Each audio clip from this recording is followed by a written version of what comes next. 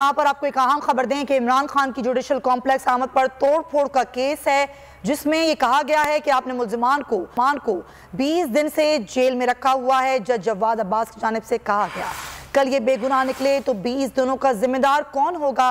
जो मुल्जिम पेश हुए उनकी हालत देखी है आपने। हुसैन चौधरी हमारे नुमाइंदे हमारे साथ हैं, उनसे समाअत का अहवाल जानते हैं। जी हुसैन चौधरी, आगाह कीजिएगा।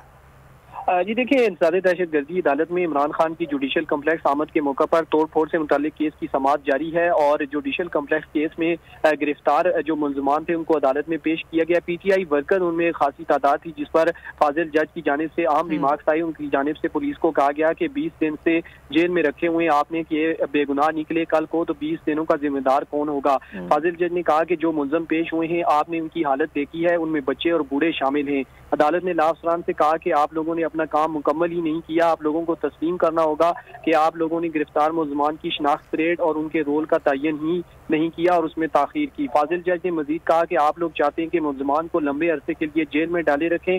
अदालत ने मजीद ये भी कहा कि आप लोग चाहते हैं कि हम जो है वो ये छोड़ दें मुल्जिमान को, आप खुद नहीं छोड़ रहे। दूसरी जानिब अदालत ने कहा कि एक तरफ ला अफसर खुद जो है वो कल 2 मुल्जिमान को डिस्चार्ज कर चुके हैं और आज कहते हैं कि डिस्चार्ज का इख्तियार नहीं है। जी ठीक है हुसैन चौधरी, बहुत शुक्रिया हमें तमाम तर सूरत हाल से आगाह करने।